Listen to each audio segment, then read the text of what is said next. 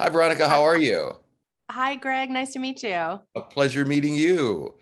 And you're the person who created this whole story. I just really have to ask, where did the whole idea come up with? Because it's like every episode, you're just sitting there going, I can't stop. I got to keep going just to find out what happens next. Well, that's amazing to hear. That's exactly what we're going for with the show. The series really began by asking one question. What if you woke up one day and you didn't know your own secrets? There's this side of ourselves that we present to the world that's very curated, the image that we want everyone to know us by. But of course, everybody has their inner self, kind of the messy secrets and emotions that everybody hides from the world. So Sophie wakes up not having access to that part of herself. And the question really is like, who will she become? How will she find out? And who will she trust? Right. And I was almost going to make the joke when you mentioned about, the part you want people to see and you don't. It's like, television people very well, don't you? That's funny. But yeah, I mean, just to watch this whole thing and just with Google, I mean, just excellent job. I mean, you feel for her, like you said, and immediately going along as well with what you said about the story, you want to know what's going on, and guaranteed, a lot of us were watching. We're all thinking, okay, I know who, whatever this person, and then as another episode comes along, it's like we get it all wrong, which just keeps you even more glued in. Well, that's fantastic to hear. I think Gugu, she plays the character so phenomenally. And of course, you want to root for her. She's so Mhm. magnetic and so vulnerable in the beginning of the series. But even as you start to uncover maybe the mistakes that Sophie made in the past, some of the more questionable decisions, I feel like we are always rooting for her because her brain was sort of rebooted, this question of like, is she the same person now as the person who did those other things? I'm not sure, and Sophie's trying to figure that out too. So we can always root for Sophie because she's a brand new person. She's trying to figure this out along with the audience at the same time. So she really gives us this POV into the investigation as both the investigator and the investigation as she's uncovering the secrets of her own past. Right. And it's one of those where, like when I tell people what I'm watching and what I'm doing, and they say, oh, so what's it about? And then really my main answer to folks is you just have to watch it. Because one, I mean, when I say it'd be weird trying to explain, but then also you want people to watch this and just feel it and bring it in for themselves. Definitely. I think it's at the end of the day, it's about identity, Mhm. and it's about this idea of starting over in a sense, like this thing that happened to Sophie. That's the premise of our show, having this traumatic brain injury. It's a horrible thing and something she's recovering from, but it's also in a strange way a gift because she's sort of given this second chance. And the question is she going to do things the same way she always did? What about the people around her? Are they going to use this as a second chance to reboot their relationships with her, to fix the wrongs of the past and kind of right their own mistakes? But in doing so, maybe they're not representing the past and who Sophie really was truthfully and honestly to her, which leads her by the middle of the season to really be not on solid ground and not be able to trust anybody around her. Nope, that's for sure. Good Hi. Hi, Greg. morning. How are you both? Good, thanks. How are Good. you? Doing well, doing well. And got to tell you, probably like everybody else has been saying, enjoyed going on this ride in the series. Just gonna start with you, Gugu. I mean, with your character, Sophie, it's kind of like every episode you watch, you think, oh, I've got her figured out. Then something happens at the end and you're going, out, no clue. So that's got to be great to know that, people are just going to be continuing to watch, trying to figure out what's going on with her. Yeah, I mean, that was part of what really drew me to the show is that it really keeps you guessing. Yeah. And there are so many twists and turns, and all the characters are so complex. And you think you have one idea of them in one episode, and the next episode it's flipped on its head.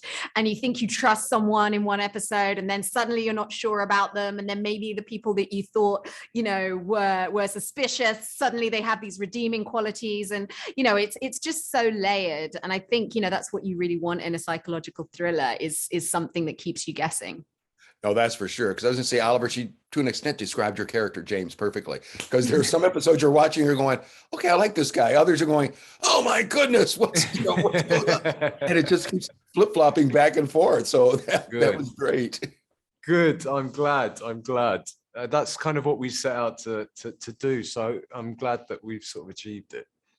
Oh, you did. You did. I think you already talked to my friend Bonnie from Toronto. I'm pretty sure she was here just a little bit earlier. She and I were kind of watching together, and we'd be like, what the heck? I thought this person was, that, and it's like, oh, just, and it was we just. I feel like it's an incredibly stressful. It's rewarding, but it's a stressful experience. That's going to be right there on the poster. And then Google, you were also one of the executive producers of this. Talk a little bit about that involvement with the project. Yeah, it was incredible. I mean, I read the script and I had worked with Hello Sunshine before on the morning show. And really, it was the first time that I've been involved in something from such an early stage. I was part of the pitch to Apple with Reese Witherspoon. And, in terms of the process of being in the Zoom room, a seat at the table in the Zoom room of developing the scripts and being a part of the casting process, and right through to post-production, and just really being a part of this incredible team, and working with Sam Miller, who co-directed I May Destroy You. It was just such a wonderful collaborative experience with Veronica and Sam, and just so satisfying to have a character like this where it's so complex, but then obviously the role that that I was learning about as an executive producer, to be able to have more of a say in the conversations around the shaping of the show was really very, very gratifying. Oh, fantastic. Enjoyed very much and enjoyed conversing with both of you. This was a lot of fun. Thank you, and look forward to talking to you both again. Thank you. Take care. You too. Bye-bye. Ron, how are you? I'm well, sir. How are you? Doing well. Good to see you. Good to see you.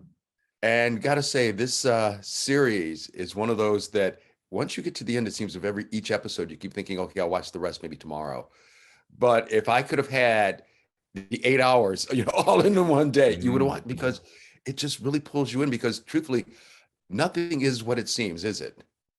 Yeah. Nothing is what it seems. I think that's the theme of the show, right? There's just an incredible duality that exists with all these characters, where there's the version that the audience knows or thinks they know, and then there's the real version. And so, I would say that being a part of this show has just been such a joy, not only for my character and Thomas's journey, but to watch everybody's journey. All these characters are so fully realized, and that's a big credit to Veronica West, of course.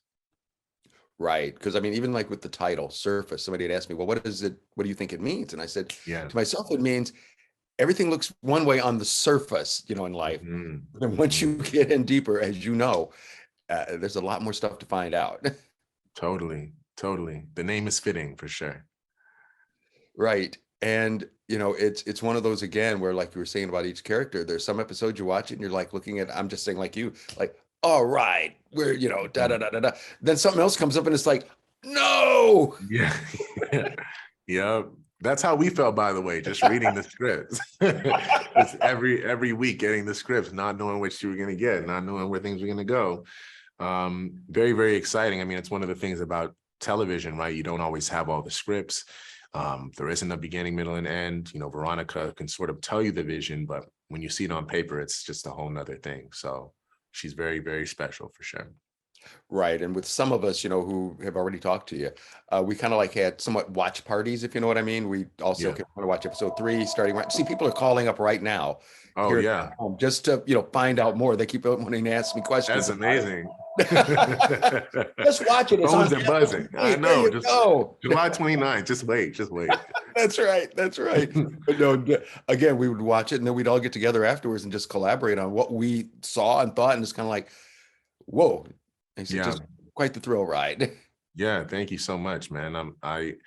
Like I said, we were on the ride along with, hopefully that the audience will be on, just amazing execution of just making sure all these characters were layered, despite the intricate story that was being put together. That's for sure.